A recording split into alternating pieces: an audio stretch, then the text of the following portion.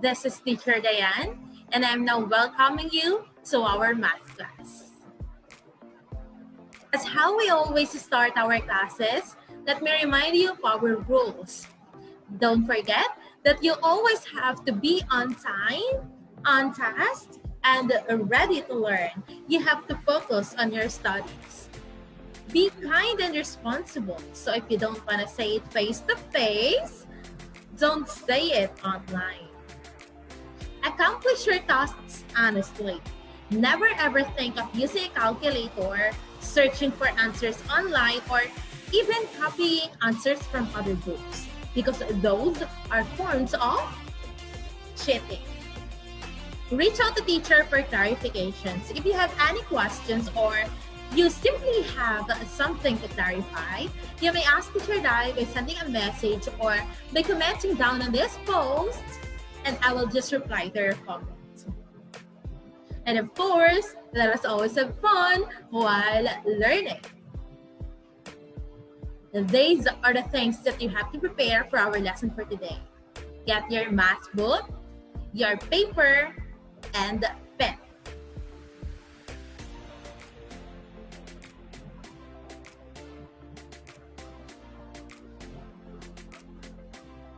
Everything's now ready? That's great. Let us now have a simple review of what we have discussed last meeting. Can you now recall what was it all about? Good recall. Our topic last meeting was about converting decimals to fractions. And last time, we talked about the steps in doing it. So how do we start? Exactly. And then? And the last step to do is? All right. So first, we have to write the decimal or the given decimal number divided by 1 or over 1. And then the next thing to do is to multiply both top and bottom by 10 for every number after the decimal point. Can you now recall the technique that I taught you? And that is? Very good. So simply count the numbers after the decimal point. And then that will tell us how many zeros should be there in our denominator. Or you may just simply look for the place value of the last digit of your decimal number. And then that will tell you what is the number that should be written for your denominator. And the last part is, of course, simplify the fraction if possible. So we will transform the given fraction or our final answer to its lowest term. So do you have any questions about this one? Clarifications? Sure? If that's the case, let us now proceed to our next topic. Here I have fractions. Can you name this fraction for me? That's correct. 1/2. How about this one? Amazing. 2/4. And the last one? Good. 4/8. So what did you observe in these fractions? Precisely. They have different numbers, but they look the same. All right. And these numbers or these fractions are called equivalent fractions. So our topic for today is about equivalent fractions. When you hear the word equal, what is it? Same value. That's correct. So equivalent fractions are what? Exactly. They are the fractions with different numbers but have the same part in a whole, or they represent the same part of a whole. Equivalent fractions have the same value even though they may look different. Why are they the same? Because when you multiply or divide both the top and bottom by the same number, the fraction keeps its value. So our rule that should be remembered here is that anything applied to the top must be applied to the bottom. Like for example, if we are gonna multiply 2 to our numerator, we should multiply 2 also to our denominator. If our numerator will be divided by 5, our denominator should also be divided by 5. So anything done to the top or to the numerator should also be done to the denominator or to the bottom of the fraction. Got it? All right. For example, 4/5. So here, 4/5 is a simplified fraction, right? Because we have no number that we can divide to both, wherein we'll get the exact number or an exact number. So here, if it is a simplified fraction, all we have to do is to multiply it for us to be able to get an equivalent fraction. So for example, this one. So we may choose from number 2, 2, 3, 4, 5, and so on and so forth. So let us start with 2. So if we are gonna multiply our numerator or 4, our number 4 by 2, we should multiply also our denominator by 2. So 4 times 2 is 8, correct? And 5 times 2 is 10. All right, so meaning 4/5 and 8 cents are equivalent fractions. Got it? Okay, let us generate another equivalent fraction. So now we may multiply 4 and 5 by 5. Let us try 5. So 4 times 5 is 20. All right. And 5 times 5 is 25. That's correct. Meaning 4/5 is equivalent to 20 25ths. So how are we gonna know if this is correct? So if we are gonna simplify or transform 20 25ths to its lowest term, we'll get 4/5. So what is the least common denominator of 20 and 25? Okay, we may divide the numerator and the denominator by 5. So 20 divided by 5 is 4. And 25 divided by 5 is 5. So here, just like what I told you earlier, we will just get the same answer. So meaning they are equivalent fractions. Got it? All right. Here I have another example. 1/10. So here we have 1. So meaning it is a simplified fraction. So we will multiply this for us to be able to generate an equivalent fraction. So we may multiply our numerator by 7. And then we should also multiply our denominator by the same number, which is 7. So 1 times 7 is 7. And 10 times 7 is 70. All right. So if we are gonna simplify this fraction, we will just get 1/10. So these two are equivalent fractions. All right. Another example. 30/50. Can we simplify it? Is it a simplified fraction? It's not. So meaning we can simplify this. So if a fraction can be simplified, we will divide it for us to be able to generate an equivalent fraction. Or you may also multiply it. It depends on you, all right? Or it depends on the directions. So for example, this one, we may divide it by, what do you think is the number that we can divide to both, wherein we'll get an exact number or a full number? 2. Okay, let us start with number 2. So 30 divided by 2 is 15. That's correct. And 50 divided by 2 is 25. All right. So 30/50 is equivalent to 15/25. So 15/25 is it a simplified fraction? It's not, all right? Maybe it is a simplified fraction, but it is not the lowest term. So we may also divide it again. So in what number?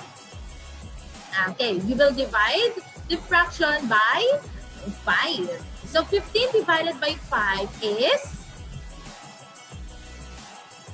3. That's correct. And 25 divided by 5 is, how many 5 do we have in 25? We have 5. All right. So meaning 30/50 is also equivalent to 3/5. All right. So if we are going to multiply 3 and 5 by 10, we'll get 30/50. If we are going to multiply 3 and 5 by 5, we'll get 15/25. So don't forget the rule that whatever you do in the numerator should also be done in your denominator. And that is as the procedure or your way in generating the equivalent fractions. So any questions, clarifications? Remember, class, that you are not allowed to add or subtract. All you have to do is to multiply or divide. And whatever you multiply to the numerator, that should also be the one multiplied to your denominator. And same goes in dividing. And of course, in doing this should always be whole numbers, all right?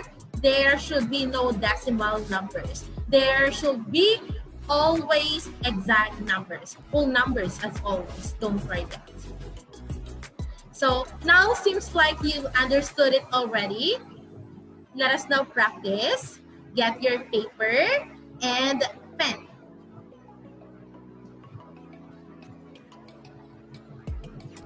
Ready? All right, so all you have to do is to write the fraction on your paper and then generate at least 2. All right, at least 2 equivalent fractions. So it's up to you. If you are gonna multiply it to any number or you are gonna divide it to any number. So you can only divide or you can only generate an equivalent fraction through dividing if it is not a simplified fraction. If it is a simplified fraction, you may just multiply a number, all right?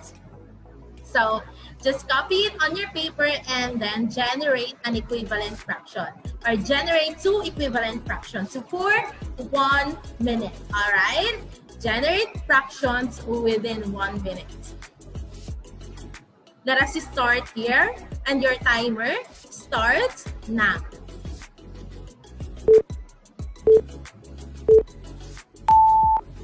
Two-thirds. So first identify if you can simplify it or not. Think of, is it a simplified fraction? If it is a simplified fraction already, you may simply multiply it. Don't forget that you need 2 equivalent fractions.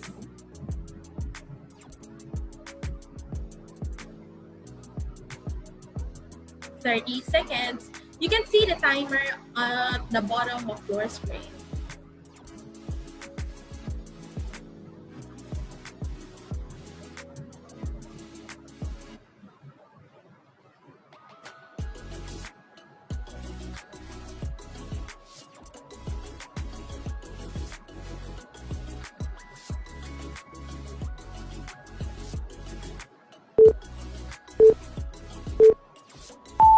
Time's up.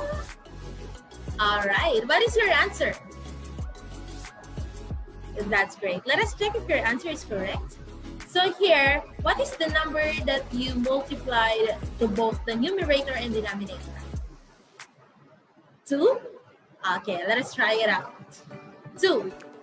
So 2 times 2 is 4. 3 times 2, 6. Did you get 4/6? Very good. So what is the other number that you multiplied to both the numerator and the denominator? 3? That's great. So let us multiply 2 by 3. 2 times 3 6. 3 times 3, 9. Did you get 6 nines? Amazing. All right. Here I have another item. So you have to look for the first two equivalent fractions. In looking for the first equivalent fractions, you have to consider the smallest numbers or the first small numbers in generating the equivalent fractions. So you have to do this within 1 minute again. 1, 7. Generate two equivalent fractions. And your timer starts now.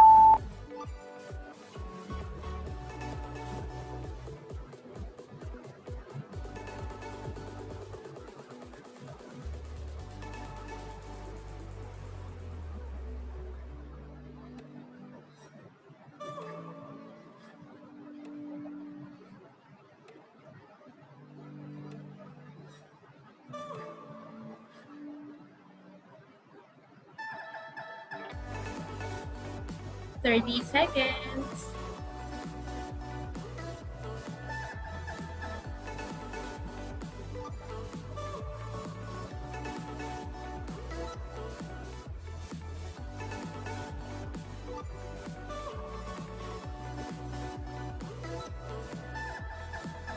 Ten.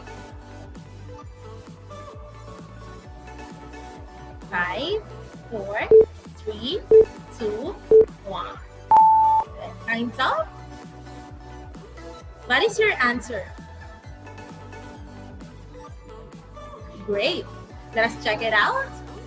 So we will multiply it by the small number, which is 2. All right. Let us always start with number 2, followed by 3, and so on and so forth, for us to be able to get the first equivalent fractions.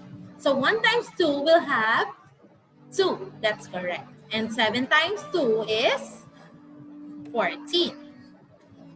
So 1 7 is equivalent to 2 14s. Did you get it right? That's correct. How about the next one? We will multiply both by 3. 1 times 3. 3. 7 times 3. 21. That's great. So meaning 1 7 is equivalent to 3 21s. Got it right? That's great. For our last practice, we have 15 25s. Your timer starts now.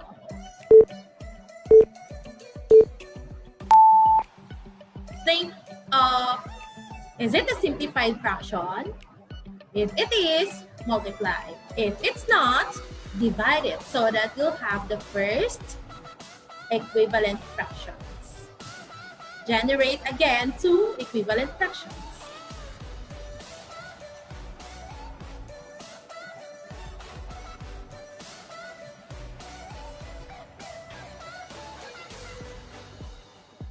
Thirty seconds.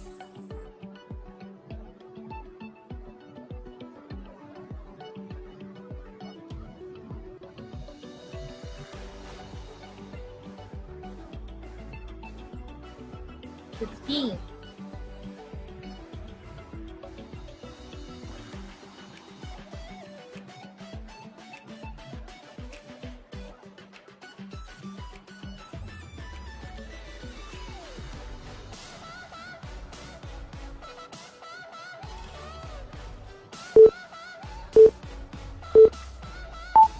Time's up. So 15 and 25. What is the number that we can divide both? What is the number divisible to both? What is the number divisible to both? 5. That's correct. So we will divide both by 5. 15 divided by 5. 3. 25 divided by 5 is 5. So meaning 15 25s is equivalent to 3 fifths. So can we still simplify 3 fifths? No more, because this one is the lowest term, right? So in this case, we may multiply 15/25 by 2, our first number. So 15 times 2 is 30. And 25 times 2 is 50. That's correct. So 15/25 is equivalent to 3/5 and 30/50. Got it? Any questions? Clarifications? That's good to hear. Let us now generalize our topic for today. Today we talked about exactly equivalent fractions. Don't forget that you can make equivalent fractions by multiplying or dividing both top and bottom by the same amount. What again is our rule? Wonderful. Anything applied to the numerator or to the top should also be applied to the denominator or to the bottom. All right? Can we add here? No. Can we subtract here? No. We will only multiply or divide. So you only multiply or divide, never add or subtract to get an equivalent fraction. And of course, we have to divide when the top and bottom stay as whole numbers. So just like what I told you earlier, if it is a simplified fraction already, you will just multiply it, all right? If it's not, you can divide it, all right? Questions? Clarifications?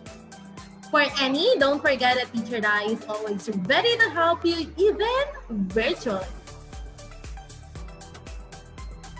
For your daily work number 3, generate 4 equivalent fractions from the given ones. Okay, here you have to generate the first 4. All right, again, first 4 equivalent fractions from the given ones. So how? You have to start by multiplying the numbers or the numerator and the denominator by 2, and then 3, 4, and so on and so forth, for you to be able to get the first equivalent fractions. So this is the activity 3, letter D, on page 65 of your math book. That's all for today, class. Thank you and have a great day ahead. Bye!